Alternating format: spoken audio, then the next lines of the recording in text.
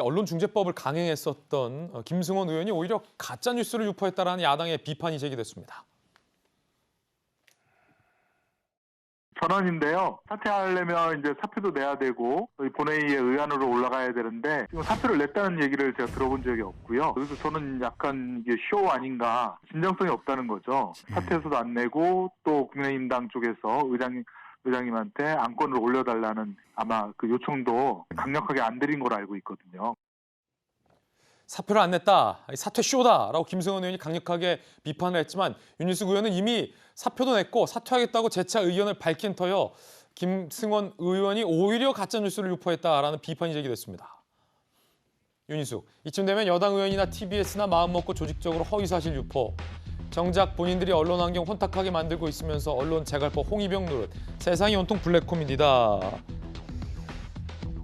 이 비판에 대해서 김승원 의원의 해명도 준비되어 있는데 한번 들어보시죠.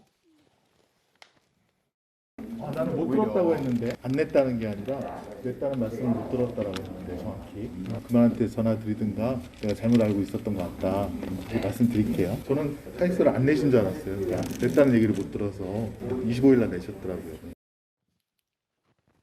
전현규 의원님, 세상 사람들 다 알고 있는데 본인만 모를 수 있어요. 그러면 확인을 해야 되는 거 아닙니까? 네, 이 부분에서는 사실 확인이 조금 필요하다라는 이야기가 생각이 들고요. 저는 사실 윤희숙 의원의 사퇴에 대해서 사퇴쇼라는 것에 어느 정도 동의를 하는 바가 있습니다. 왜냐하면 사퇴를 하면서도 본인에 대한 적극적인 해명보다 오히려 화를 내고 있는 거거든요. 막 여당 의원한테 뭐 사퇴를 하라든지 이런 화를 내고 있고 오히려 적반하장식의 표현을 쓰시면서 저는 이게 오히려 진짜 쇼가 아닌가라는 생각이 들었고 실제로도 뭐 25일 날 사퇴서를 냈다고 해요. 그렇지만 어저께 우리 그 본회의에는 야당의 많은 수정안들이 올라왔습니다. 그게 8월 30일에 수정안을 제출한 것인데 거기에도 보면 윤희숙 의원이 공동 발의로 참여를 했던 게 있어요.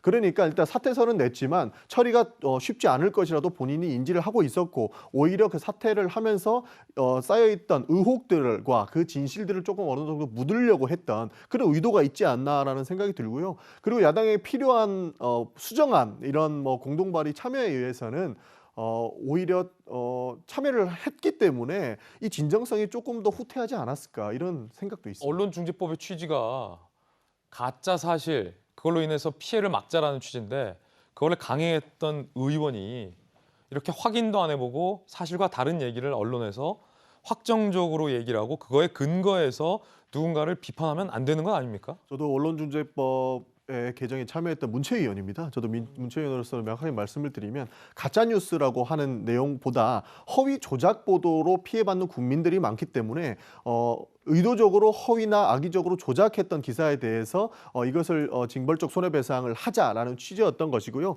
그리고 이 권력관계 그리고 어떤 사실에 대한 평가 와 자신의 의견 표출에 대해서는 이 징벌적 손해배상에 애초에 들어가지도 않는다. 이런 관점에서 보면은 뭐 언론 재갈법의 홍위병의 노릇을 하고 있다라고 하는 주장도 오히려 잘못된 사실을 유포하고 있는 것이 아닌가 이런 생각이 있습니다. 자, 전현기 의원의 의견까지 들어봤습니다.